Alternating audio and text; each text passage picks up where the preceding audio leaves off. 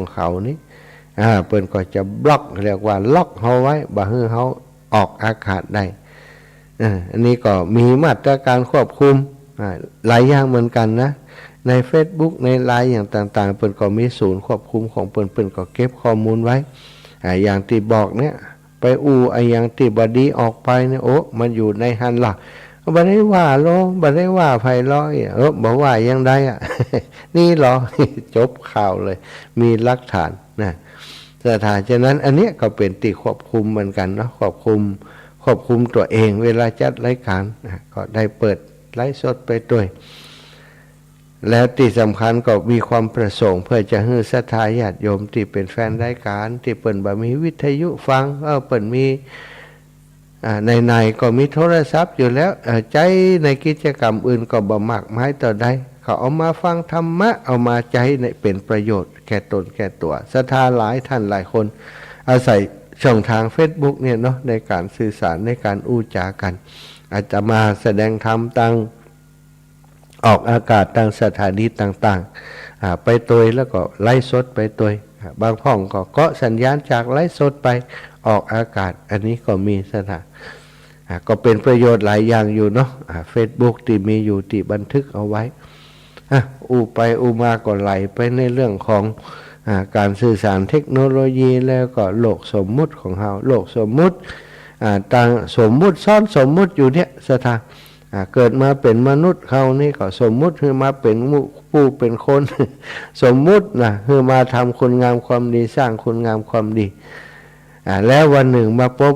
ในโลกของที่เขาว่าสมมุติเนี่ยถ้าเขาปฏิบัติดีปฏิบัติชอบรักษาศีลปฏิบัติธรรมบรรลุธรรมไปบรรลุชั้นสูงไปสู่โลกปรมัตถ์สู่โลกแห่งความเป็นจริงลุดพ้นจากโลกสมมุตินี้ก็เป็นไปได้นะสถาถ้าวันหนึ่งเราเข้าใจสัจธรรมของชีวิตอย่างพระพุทธเจ้าพระองค์ใดเข้าใจสัจธรรมของชีวิตเกิดแก่เจ็บตายหูกฎของธรรมชาติแล้วก็นำตัวเองออกมาจากการที่ถูกครอบงำโดยกิเลสอย่างต่างๆเขาก็สามารถหลุดพ้นจากโลกสมมุตินี้ไปอย่างนิรันดร์บ่ต้องกลับมาเกิดในโลกสมมุตินี้แห่งแล้วสมมุติโลกสมมุติโลกที่ทำคือโลกที่ทำให้เราเข้าใจหลายสิ่งหลายอย่างเหมือนกันนะสัทธาวันหนึ่งมาพบเนี่ยอย่างที่เขาว่าเขามีตัวมีตนนี่นะชื่อนี่โลเนี่ยวันหนึ่งมาพบสัทธาเขาก็จะเข้าใจแล้วว่าแล้วตัวเขาหายไปไหนจิตวิญญาณเขาหายไปไหนมันเป็นอย่างอีแต่ลมันเป็นธาตุสี่นะธาตุดินก็เปาะกลับไปหาดินธาตุน้ำก็กลับไปหาน้ำธาตุไฟก็กลับไปหาธาตุไฟอากาศธาตุวิญญาณธาตุมันก่อนล่องลอยไปตามสภาวะจากตามสภาพของมันอันนี้คือสิ่งที่มันประชุมจุมนุมรวมกันเป็นตัวเป็นตนของเฮาขึ้นมาอันนี้ตั้งอย่างมิลินทปัญหาเป็นเปรียบเทียบเนาะพระนักเกษตรครับพระเจ้ามิลินนี่นะเปิ้นว่าอันใดอันใดเป็นล้ออันใดเป็นเกวียนนะอันใดเป็นล้อส่วนไหนที่ว่าเป็นล้อส่วนใดเปิ้นถามกันเนาะเปิ้นเป็นคำถามเปิ้นถามว่าตรงไหนที่เรียกว่านักเกษตรว่าพระนักเกษตรว่ามหาบพิตรเดินทางมาที่นี่ใจอย่างเดินทางมานี่ผมก็มาราชรถกับอาจารย์ราชรถกะในราชรถของพระองค์ก็จอดอยู่หั่นโลอันใดอันล้อมันกะติดชื่อว่าราชรถบ่ใช่อันงอนมันกะบ่ใช่อันใดอันใดที่เป็นข้าวมันกะติดชื่อว่าราชรถบ่ใช่หรอกท่านทั้งหมดที่เอามารวมกันนะคะทั้งหมดเนี่ยทั้งหมดที่ว่ามาทั้งหมดที่เป็นงอนเป็นไทยเป็นพื้นเป็นอย่างต่างๆเนี่ยที่ประดับประดาทั้งหมดเปิ้นเรียกว่าราชรถเนี่ยเปิ้นเรียกว่านะเปิ้นสมมุติว่านี่คือราชรถพระนักเกษตรก็บอกว่าก็เช่นเดียวกันนะมหาบพิตรอาตมาก็สมมุติว่าพระนักเกษตรนักเกษตรเนี่ยอย่างเฮาทุกวันนี้ถ้า เขาก็ถูกสมมุติว่าชื่อนั้นชื่อนี้ถ้าเขาเกิดมามันมีชื่อนี้แล้วพ่อแม่ตั้งชื่ออื่นให้เขาก็จะเป็นคนชื่อนั้นชื่อนี้บ่ใจชื่ออย่างที่เขาเป็นนี่นะเพิ่นเรียกว่าสมมุติสัจจะนะสถาสมมุติสัจจะแต่ข้อเท็จจริงก็ชีวิตที่สมมุติกับข้อเท็จจริงมันก็อยู่ด้วยกันเนี่ยสถาข้อเท็จจริงก็คืออย่างอาตมาว่าตะกี้ประกอบด้วยธาตุสี่อินทรีย์หกจิตใจของทุกคนก็เหมือนกันคนเฮาคนจะดีจะชั่วอย่างใดก็แล้วแต่เตสดาจิตเดิมแท้เปิ่นบอกว่าเหมือนกันจิตที่บริสุทธิ์ที่เกิดมาแหลกๆนั้นบ่มีความโลภความโกรธความหลงอยู่ในหันแต่มันมาแต่งเติมต่อจากโลกสมมุติของเฮาเนี่ยมีความเป็นตัวเป็นตนไม่เป็นกูเป็นสูเป็นเขาเป็นเราทำให้เขาเกิดความยึดถือขึ้นมาโลกใบนี้มีเรื่องราวต่างๆมากมายที่คนที่หลงสมมุติหลงยึดติดว่าโลกนี้เป็นเรื่องจริงทั้งหมดในสัตว์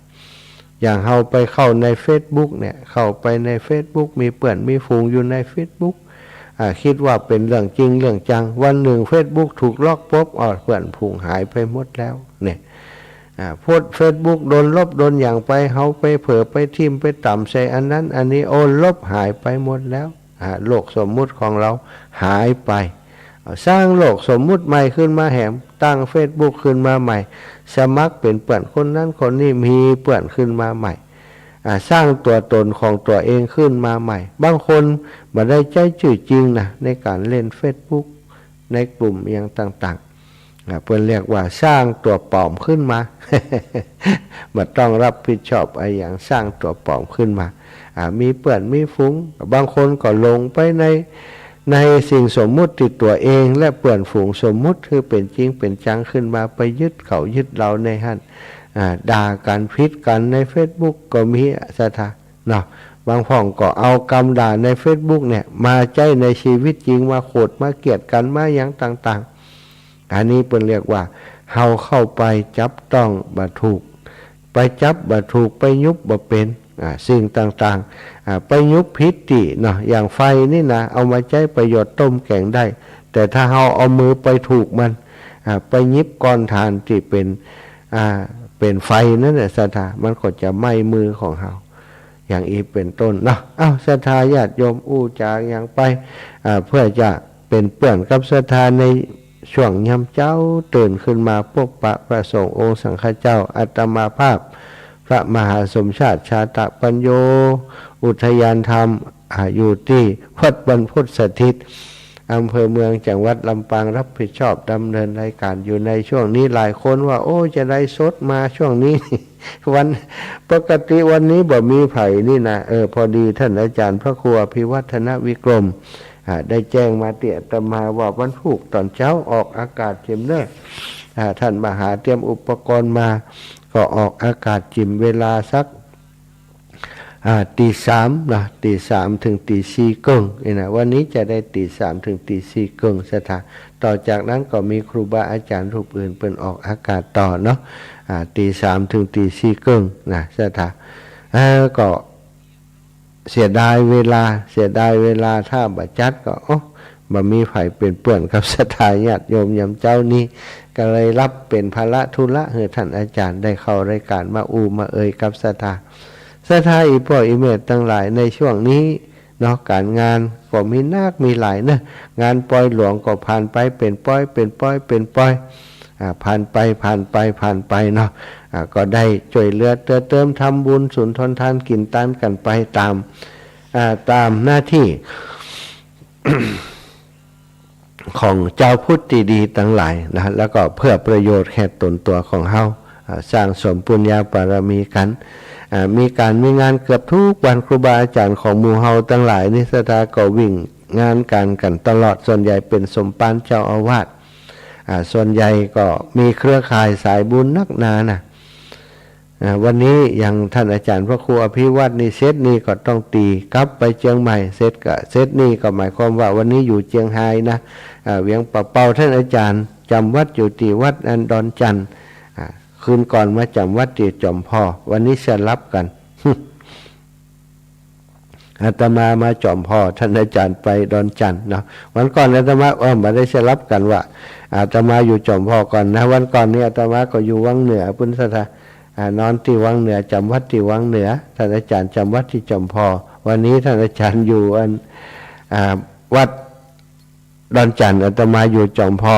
แล้วก็จะเดินทางไปด้วยกันที่เจียงไฮ้พุทธมณฑลเจียงไฮ้ร่วมกิจกรรมแล้วคือกำลังใจครูบาอาจารย์เพื่อนสหธรรมิกต่างเจียงไฮ้ที่เปิดจัดกิจกรรมนี้ก็มีพระสงฆ์จากเจียงใหม่ก็จะมากันหลายรูปหลายองค์จากเจียงไฮ้ของเฮาทุกอำเภอเปิดไปร่วมกิจกรรมด้วยกันทุกปีสถาเปิดมีสภาวัฒนธรรมมีกลุ่มพระสงฆ์องค์สังฆเจ้าพุทธศาสนิกชนที่ฮักในองค์กรฮักในเครือข่ายมั่นคงในองค์กรมั่นคงในเครือข่ายช่วยกันจัดกิจกรรมดีๆแบบนี้ทุกปีเป็นพลังของการเผยแพร่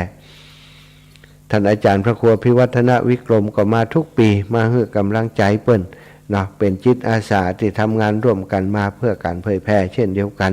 อาตมาภาพก็มาเป็นตัวแทนของครูบาอาจารย์พระสงฆ์เผยแพร่พระพุทธศาสนาจังหวัดลำปางครูบาอาจารย์เปิ้นก็มาส่วนตัวต่างหากอีกกลุ่มหนึ่งเขาก็มาส่วนตัวต่างหากแต่ในนามเครือข่ายพระสงฆ์เผยแพร่เนาะมาร่วมกิจกรรมของครูบาอาจารย์ที่เปิ้นมีขึ้นที่พุทธมณฑลจังหวัดเชียงรายเสร็จแล้วก็จะเดินทางกลับนะเสถากลับไปที่วังเหนือเนาะไปฐานที่ตั้งที่วังเหนือวัดแม่ทรายเงินซึ่งเปิ้นมีปล่อยหลวงเสร็จสิ้นไปละวันนี้ก็น่าจะเสร็จสิ้นละนะวันตะวามีงานถึงกลาง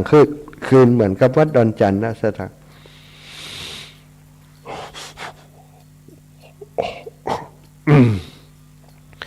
วันนี้เสร็จสิ้นก็จะเก็บข้าวเก็บของก็มีท่านอาจารย์พระตะวันอยู่ที่วัดบรรพตด้วยกันปาเปิ้นมาส่งเป็นบ้านเปิ้นเนาะ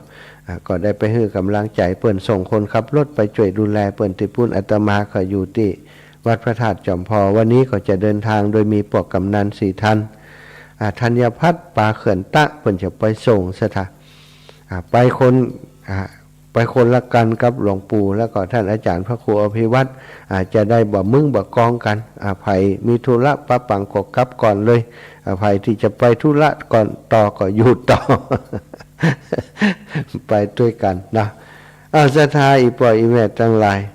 เจ้าวันนี้นะก็เป็นเจ้าวันที่25แล้ว24ผ่านไปวันวิสาขะผ่านไปแต่คุณงามความดีที่เฮาสร้างสมอบรมกันมา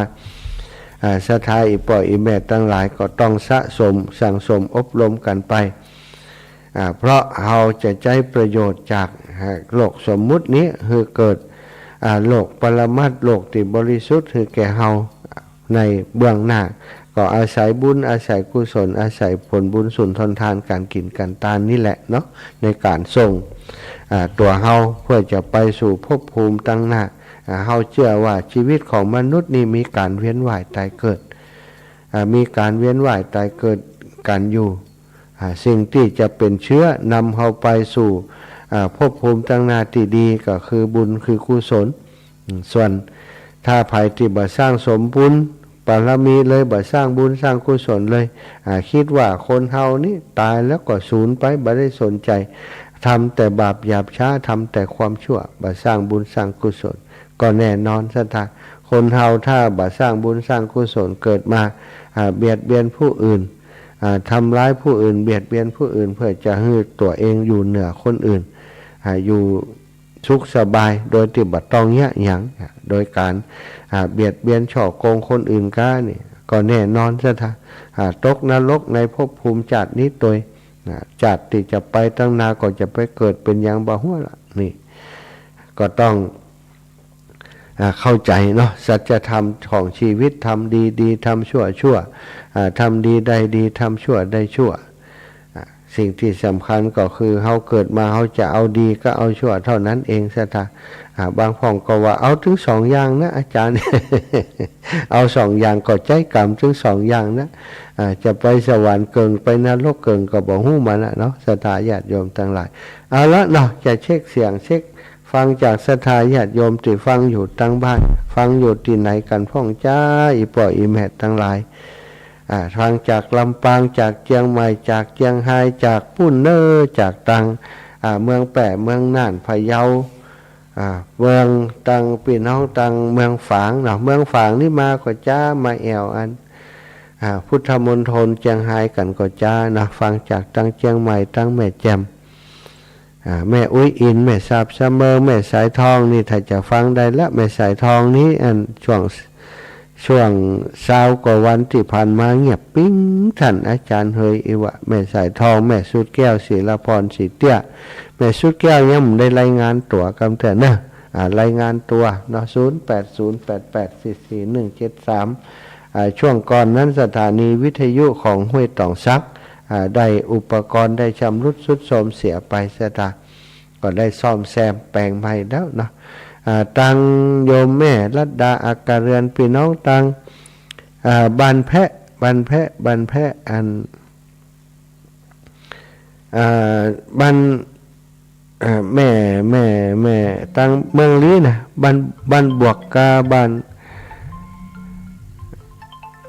แล้วก็แม่สุกันทาเนาะตังลีฟังอยู่ก็จ้าเอาเจริญปอนจากที่ไหนตั้งใดจ้าแม่บัวคำเป็นตาจานเป็นหนองลอกแม่บัวคำตาจ้างเวียงหนองลองตื่นเจ้าโลกะว่ำตื่นกำเตือเป็นตาเจ้าล่ะนอนมาบ่นเป็นวันดมยาเห็นเด้อฮะดมยาเหียสับอันหูดังมันอึดอัดเจ้าเอแวมันจะเป็นเจ้าแล้วเนาะเจ้าสั่งมาตั้งแต่เจ้าแล้วขอบคุณที่เป็นกำลังใจกันเนอะคืนต้องไปได้ฟังมาครับเจ้านี่ขึ้นรถต้องจักนะห้วยต่องซักหน่อยไปฟังจากห้วยต่องซักเนาะเจ้าเด่นนะดีแล้วเนาะตะคืนดีก่อนตะคืนก็ใจได้ก้า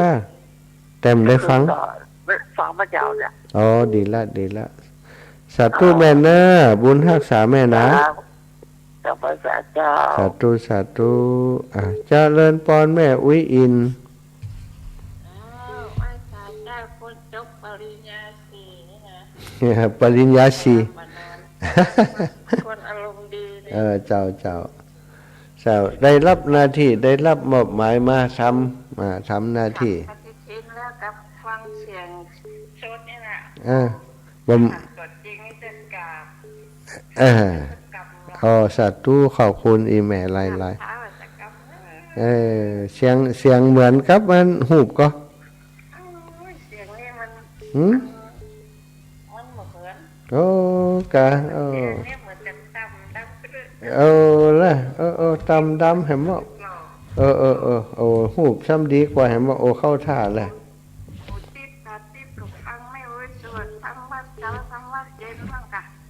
สาธุสาธุ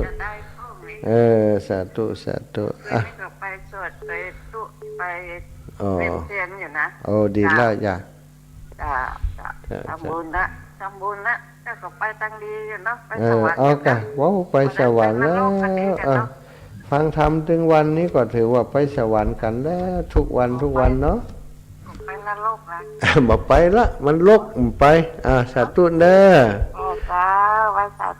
ไปเมืองฝางก่อนเจริญปอนแม่จันสีสุขาแจงหัวลีนเมืองฝางยังไม่สั่งลูกอยู่ตื่นแล้วเนาะอยู่บดีเนี่ยวิทยุดังปุ๊บวิทยุบดีเดี๋ยวซื้อให้ใหม่เนอะแต่เมืองฝางมีไข่ก็ถ้าจะมีอยู่ไปชื่อไว้ก่อนเดี๋ยวจะไปจ่ายให้เนอะวันที่3 มีนาจะไปจ่ายให้แม่เนอะสาธุจะไปเมืองน่านก่อนไปเมืองน่านไปตัวเนอะเจริญปอนพ่อนันประเสริฐไปสาครับลูกปนันที่3แล้วพังอยู่ได้ตั้งแต่ตี3ตั้งแต่เมื่อตั้งแต่ตี2เลยตื่นเจ้าแต่อีปล่อยนอนเจ้าอยู่กะฟังเพลงตัวฟังเป็นจัดรายการด้วยฟังอันลูกนะที่ทำว่าเอาไว้นี่จ้ะคนเฒ่าคนแก่ส่วนมากรับน้อยเนาะป่อนเนาะตื่นฟังศีลฟังธรรมนะอยู่ในจิตในใจเขาอันเป็นว่า เสียงเทียนเทวดาเขาเอาใจลองทำเอาใจของเสียนะครับเอาทำอยู่ในใจเราเขาจะเล็กลงเสียงนี้นอกอันดุอาจารย์ครับโอ้ดีแล้วถูกต้องเด้อปอนเด้อบุญรักษาปอนนะครับชัดเจนดีนะครับฟันพระอาจารย์ลูกเข้าไปสาธุชัดเจนดีมีชุกเนอร์ไปเดินทางเกี่ยวขาดปลอดภัยคุณพระคุณเจ้าฮักสมรักษาอย่าให้ได้เจ็บได้เป็นมีอันยาวหรือโหดมใส่แกบอกต่อไปครับครูสาธุเมืองน่านตัวแทนเมืองน่านโอ้สายนี้หลุดไปเหี่ย1079เนี่ยจากทางใดท่านพระอาจารย์ปิดตะกี้ก็หลุดไปเนาะสาธุเด้อว่ามาใหม่ก็แล้วกันทุลุงกิจมาแล้วมาใหม่ จะไปบิณฑบาตกี่โมงวันนี้ทุลุงลาบสายแล้วเย็นมีรับสารเนาะได้เย็นโอ้ทางนี้ก็เย็นนะขนาดนอนในห้องปิดหมดเนี่ยเช้าอากาศเย็นจะเจ้าตื่นขวายเนาะกูเตือนเนาะมันก็บอกแล้วสาธุบุญรักษาแม่นะบุญรักษาแม่สุแก้วศรีโพธารามยางเนื้อสารปี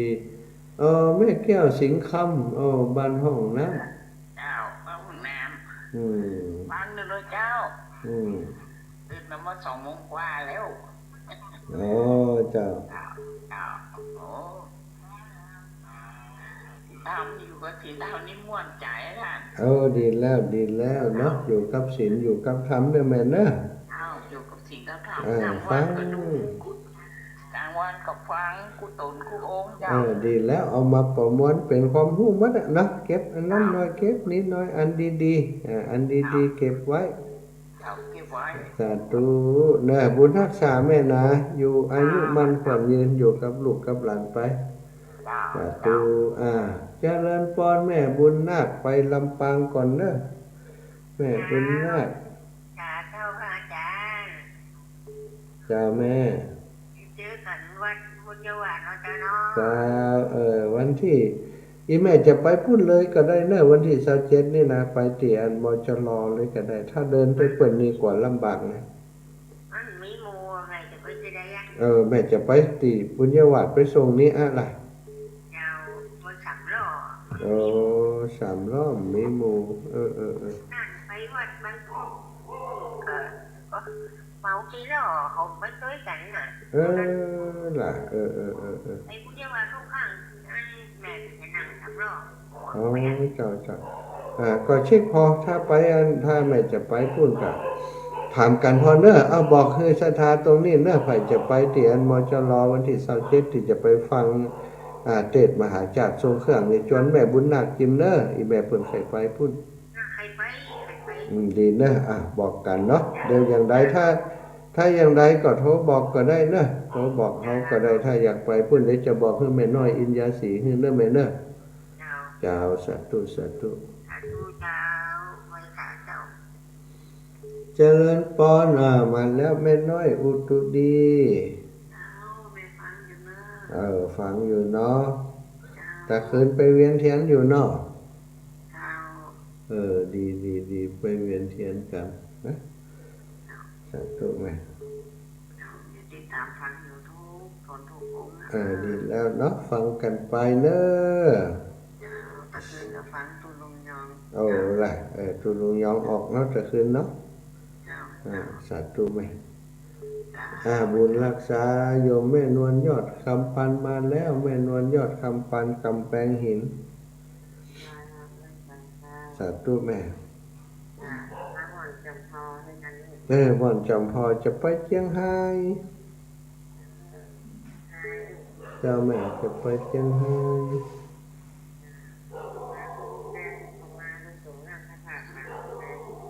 ปิ๊กไปพุ่นอยู่กะมากี่โมงไปหันกี่โมงเปิดตอนบ่ายมาทำที่ตอนบ่ายมาจะเที่ยวอยู่หรอกะลูกเคยไปนะกันนะแสดงว่าทุลุงเปิ่นได้ฉันเพลนี่ไปพูดด้วยจ้ะ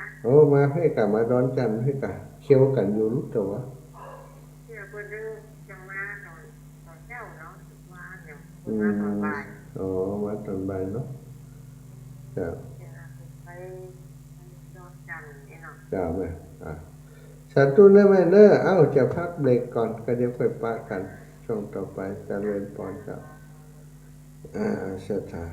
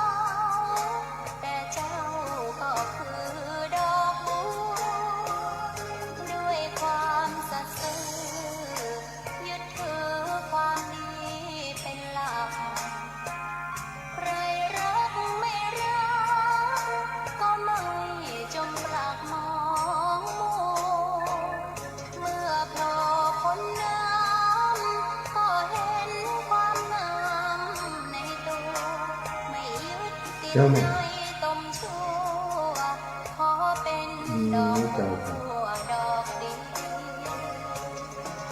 เราสบายดีไหมวันนี้อยู่เชียงรายเดี๋ยวนะขอจะกลับวันหนึ่งผมเย็นเพราะว่าคนฟังที่จัดผู้เจ้าแม่จัด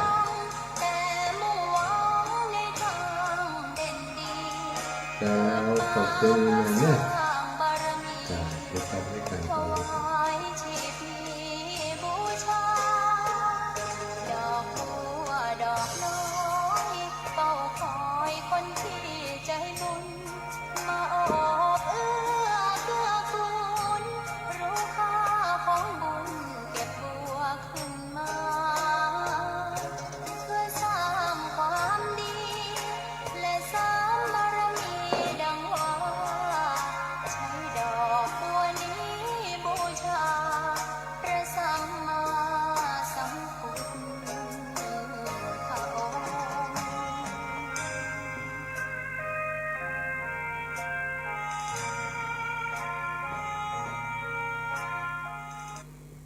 ศรัทธาญาติโยมพักเบรกไป2 เพลงปลายเนาะ พักเบรกพักเสียงไป4:44 นาทีมาพบปะกันก็มีเวลาแห่งประมาณ15 นาทีที่จะได้พบปะกันอยู่ตรงนี้เนาะจะคืนเวลาให้กับทางสถานี4:30 นาทีจะมีครูบาอาจารย์รูปอื่นมาจัดรายการต่อจากอาตมาภาพเนาะขอบคุณกับศรัทธาญาติโยมทั้งหลายติดโทรมาในช่วงของชั่วโมงแรกหลายท่านหลายคนด้วยกันเนาะเดี๋ยวก็จะสรุปสายก่อนจะลารายการสำหรับวันนี้ศรัทธาอีกปล่อยแม่ทั้งหลายมีหลายท่านหลายคนได้โทรมาสอบมาถามว่าโอ้ท่านอาจารย์จะได้ข่าวว่าจะเอาธรรมะไปถวายหลวงพ่อฝางก้ายนะอันธรรมะราคาต่อได้นะก็บอกราคาให้เปิดไปโอ้ธรรมะไอ้อย่างมาราคา60,000ก่อนอาจารย์ ก็บอกให้เปิดว่าอีแม่เป็นธรรมะที่มันมีฐานรองนะคือถ้าเฉพาะตัวธรรมะบันไดมันตกอยู่ 20,000 กว่าบาทนั่นนะสถาน 25,000ปิดทองอย่างเรียบร้อยนะ 25,000เฉพาะตัวธรรมะนี่ 25,000 แต่ที่นี้เขาซื้อเป็นชุดใหญ่หมายความว่ามันมีฐานรองตั้งรองเนี่ย ต่างลองมีความกว้างเหมาะสมที่จะวางธรรมะที่มีความเหมาะสมมีความแข็งแรงวางธรรมะโดยวางโต๊ะเคียงแห่ง2ตัวโดยอย่างสถานตัวธรรมะ 25,000 ฐานรองต่างรองนั้นตกอยู่ที่ 25,000 เหมือนกันก็เป็น50,000ละเนาะแล้วก็โต๊ะเคียงถึงจะตั้งประกบกับอันแทนธรรมะเป็นที่วางธรรมเป็นที่ประดับดอกไม้อย่างต่างๆที่เป็นที่สำหรับอันจุดเตียนเนี่ยที่เป็นวางอัฐบริขารต่างๆบริขารต่างๆที่ใจในการประกอบพิธีทางศาสนาอย่างเปิดจุดเทียนส่องธรรมกายสถานประดับดอกไม้เอาต่างเหมือนงามสถานญาติโยมโต๊ะเคียงนั้นตกอยู่ชุดละอัน5,000โต๊ะเคียงนะโต๊ะเคียง5,000 2ข้างก็เป็น2ตัวเป็นรวมกันแล้วก็เป็น 10,000สรุปยอดสรุปก็คือฐานรอง 25,000 สถานตัวฐานรองพร้อมกับการปิดทองลงละปิดทองหมดนะ 25,000 แล้วก็ธรรมะ 25,000 ตัวอันโต๊ะเคียง2ตัวละ 5,000ศรัทธาญาติโยมที่ถามมาก็คือเข้าใจตามนี้เนอะถ้าเฉพาะธรรมะก็ 25,000 อย่างอีปออีแม่ที่ถามมาว่าบ้านที่ซื้อที่วัดท่านก็ 20,000 ปลายนี่นะอาจารย์นะอันนี้ก็ 20,000 ปลายนะ แต่มันเป็นชุดใหญ่นะชุดตีงามใครได้ไว้สักชุดเหมือนกันนะศรัทธางามดีนะวันหน้ามีเงินมีทองจะสั่งไว้ที่วัดบรรพตสักชุดหนึ่งเนาะให้ท่านอาจารย์เป็นได้ใช้ในกิจกรรมต่างๆของวัดบรรพต 25,000 งามดีศรัทธาอัน 60,000 นะทั้งหมดนะเป็นชุดใหญ่นี่นะ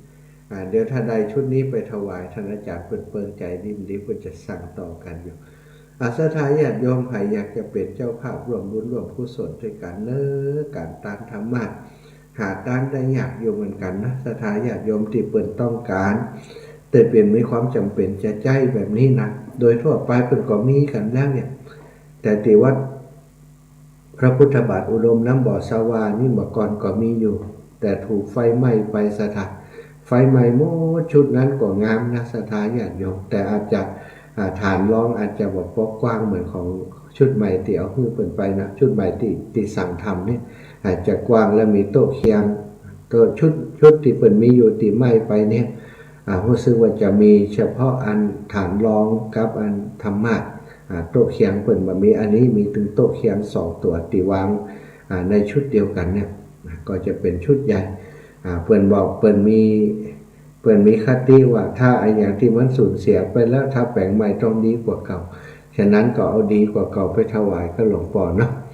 ที่แรกหลวงพ่อเปิ่นได้แจ้งมาว่าฐานรองที่เสียหายนักนะฐานรองธรรมะส่วนธรรมะนี่ยังพอหาเอาอันอื่นมาเสริมได้แต่ต้องการฐานรองอย่างเดียวนะเขาก็มาปรึกษาหารือกันท่านอาจารย์ใหญ่พระครูพิวัฒนวิกรมว่าโอ้ไหนๆก็ถวายในน้ำคลื่นสีขาวแล้วคลื่นสีขาวครอบครัวพี่น้องเมืองฝางของเฮาครับครอบครัวคลื่นสีขาวในทุกพื้นที่เนี่ยไปมาหาสู่ดูแลกันมาตลอดหลวงพ่อพระครูสุจิตานุรักษ์พร้อมกับศรัทธาของเปิ่นมีการมีงานมีกินมีตานที่ไหนพาศรัทธาไปห่วงบุญไปหอมบุญตลอดศรัทธาโดยเฉพาะทีมงานของโยมแม่จงดีโยมพ่อหมออินทร์ที่เป็นสะพานบุญฮือกับเครือข่ายคลื่นสีขาวตามเมืองฝางนี่ก็ทำหน้าที่ดูแลกันประสานงานกันอันนี้ก็ประสานงานกันตลอดโยมแม่จงดีก็โทรมาแจ้งไลน์มาอยากจะทราบข้อมูลว่าโอ้จะมีคนไปเมืองฝางที่จะไปนอนฝังปอยนี่จำนวนกี่คน พระสงฆ์ต่อใดแล้วก็ศรัทธาต่อใดตอนนี้นี่จำนวนยังบ่ได้กำเตือนเนาะศรัทธาก็ขอให้ศรัทธาญาติโยมเตี่ยจะไปด้วยกันนะอาตมาขออู้เอิญเชิญชวนตรงนี้2เรื่องด้วยกันสำหรับเมืองฝางก็คือไผจะให้จะหอมปัจจัยเราเป็นเจ้าภาพธรรมะด้วยกันไผอยากจะพิเศษเลยโอ้อีแม่ขอส่วนของธรรมะในครอบครัวขออีแม่จะหอมมาได้ก็ท่านอาจารย์ติดต่อที่ท่านอาจารย์พระครูอภิวัตรได้เลยนะหรือว่า อูจากกับอาตมาก็ได้อาตมาก็จะแจ้งครูบาอาจารย์เพื่อนเนาะแม่เคยได้ฐานร้องนะฐานไม่สำคัญนะท่านอาจารย์25,000ก็แจ้งมาก็ได้หรือว่าโต๊ะเคียง5,000 2 ตัวเนาะก็เป็น10,000 บาทเอาตัว1หรือว่าเอา2ตัวก็แล้วแต่แจ้งมาก็ได้นะสถานถ้าระบุแจ้งมาอย่างอันก็จะได้อู้กับครูบาอาจารย์ว่าเป็นไปได้ก่อตีเพิ่นจะเอาเป็นชุดแบบนั้นนะส่วนอื่นๆเขาก็เอาใจสำรับตีว่ามันกุ้มปออย่างใดเขาก็ห้องกันคนละเล็กละน้อยอย่างที่ได้บอกไปก็คือคน10 คน20 คน100 คนปานก็ถือว่าได้รวมสมทบกันเนาะเครือข่ายครอบครัวขึ้นสีขาวของเขาก็มีนักหนาอยู่สถาญาติโยมแต่ขออย่างเดียวว่าเอาคนเดียวมดแช่นะ โอ้อีแม่มีตังก็เลิกไปเตอขอ60,000อีแม่เอาเหี่ยมดโอ้ขอก่อนเถอะขอคือได้มีส่วนร่วมกันคนละเล็กละน้อยเนาะคนที่เปิดมี10 มี20ก็สำคัญเหมือนกันนะสถาเปิดก็อยากจะร่วมบุญหอมบุญโดยคลื่นสีขาวถ้าที่เขาจะยกถวายเปิดเขาก็จะยกถวายในนามคลื่นสีขาวนะครอบครัวคลื่นสีขาวเพื่อชาวประชาถวายไว้กับวัดพระพุทธบาทอุดมน้ำบ่อสวรรค์การถวายธรรมะเป็นตามนี่นะสถาญาติโยมมีคติมีความเชื่อซึ่งพระพุทธองค์ได้ทรงตรัสไว้ว่ามีอานิสงส์นักอานิสงส์หลายนะเปิดเล่าเรื่องถึงเมธกะเศรษฐีในสมัยที่พระพุทธองค์เสด็จประทับในพระวิหารเชตวันมหาวิหารนั้นพรั่งพร้อมไปโดยพระสาวกทั้งหลายเจมีอย่างจ๊ะเสียงปัญหาอย่างไรจ๊ะเจว่าอย่างไรจ๊ะสัญญาณค่าครูส่งซักมาแล้วเด้อครับได้เลยเนาะรับเลยเนาะครับผมสาธุครับสัญญาณของท่านอาจารย์พระครูสมศกซักมาแล้วเนาะครับสัญญาณตั้งพุ่นเลยตั้งเฮาเพชรตัดไปเลยแล้วก็จะอู้กันตั้งอัน Facebook เอาเนาะ คนที่เพิ่นฟังใน Facebook ยังมีอยู่ก็อู้ตั้ง Facebook เอาไว้นะสัญญาณเพิ่นมาแล้วศรัทธาญาติโยมในสมัยที่พระพุทธเจ้าประทับอยู่ที่วิหารเชตวันมีพระพรั่งพร้อมไปโดยสาวกทั้งหลายในการครั้งนั้นมีเศรษฐีคนหนึ่งชื่อว่าเมนดกะเศรษฐีที่ได้ชื่อเช่นนั้นก็เพราะเศรษฐีนี้มีรูปแพะทองคำอันมีฤทธานุภาพมากภิกษุสงฆ์จึงได้โจทนากันอยู่ในคันธกุฏีในที่ประชุมสงฆ์ในวันนั้นในการละครั้งนั้นสมเด็จพระบรมศาสดาสัมมาสัมพุทธเจ้าได้ตรัสพระธรรมเทศนาว่าดูก่อนภิกษุทั้งหลายในการครั้งหนึ่งยังมีเมนดกะเศรษฐีแต่ในการครั้งก่อนนั้นท่านได้เกิดในศาสนาของพระพุทธเจ้าพระนามว่าวิปัสสีอินทเศรษฐีท่านมีจิตใจเลื่อมใสศรัทธาในพุทธศาสนาได้สละทรัพย์และนำพักนำแรงออกก่อสร้างธรรมะได้สร้างธรรมะถวายเป็นทานแก่พระพุทธเจ้าพระนามว่าวิปัสสีเพื่อใจหนังแสดงพระธรรมเทศนาได้แสดงรูปแพะได้สร้างรูปแพะทองคำแหม5 ตัวร้องเป็นแท่นรองเป็นบันไดเพื่อพระพุทธเจ้าเสด็จขึ้นไปแสดงพระธรรมเทศนาโดยสะดวกเมื่อเสร็จแล้วท่านก็ได้ถวายแก่พระวิปัสสีพุทธเจ้าพร้อมทั้งตั้งความปรารถนาปณิธานว่าขอให้ข้าพเจ้าได้สำเร็จโดยฤทธิ์ของแพะทองคำนี่เถิดว่าการต่อมาขั้นสิ้นอายุไขเศรษฐีนั้นได้ไปเกิดบนสวรรค์มีวิมานทองสูงถึง10 โยชน์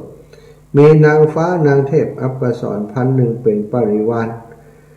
วิมานนั้นประกอบโดยแก้ว7 ประการอันรุ่งเรืองฤชาปรากฏในเทวโลกนั้นชื่อว่าอินทกะเทวบุตรขั้นจุติจากชั้นดาวดึงส์ก็ได้มาเกิดในเมืองปาราณสีเป็นมหาเศรษฐีมีเข้าของเป็นอันมากติดจะนับประมาณบ่ได้ขั้นสิ้นชีพรักษาไปแล้วก็ได้นำตนไปเกิดอุบัติในเทวโลกอันเป็นเทวสถานอันอุดมโอฬารภ ศาลของพวกเทพนิกรอีกครั้งจนกระทั่งถึงศาสนาแห่งพระพุทธเจ้าของเขาจึงได้จุติจากเทวโลกนั้นมาบังเกิดเป็นเมนดกะเศรษฐีขั้นเมนดกะกุมารเจริญวัยขึ้นได้16 ปีนั้นแพะทองคำก็จึงทำฤทธิ์ให้เงินทองเข้าของในท้องแพะนั้นไหลออกมาเป็นอันมากเมนดกะกุมารได้เสวยซึ่งสมบัติเข้าของเหล่านั้นจึงมีนามว่าเมนดกะเศรษฐีอันนี้ก็โดยผลที่ท่านมีใจเจตนาดีหรือหวังดีต่อพระศาสนาต้องการสร้างถาวรวัตถุเพื่อเป็นประโยชน์แก่สาธารณชนตลอดจนถึงทุกวันนี้ก็ย่อมได้รับอานิสงส์ตามความปรารถนาของท่านศรัทธาญาติโยมอานิสงส์ของการสร้างธรรมะเป็นตามีนักหนาปะปานเนอะบัดได้ลาศรัทธาญาติโยมตังสถานีวิทยุเพราะท่านอาจารย์สมศักดิ์มาแล้วนะหลวงปอ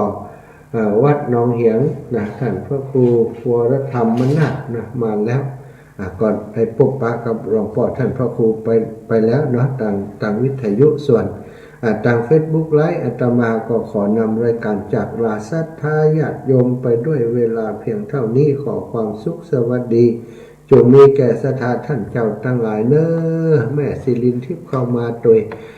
จัตตารโอธรรมาวัฏันติอายุวันโนสุขังพระลังบุญรักษาอยู่ดีมีสุขกันชุผู้ชุท่านชุผู้ชุคนจัตตารโอธรรมาวัฏันติอายุวันโนสุขังพระลัง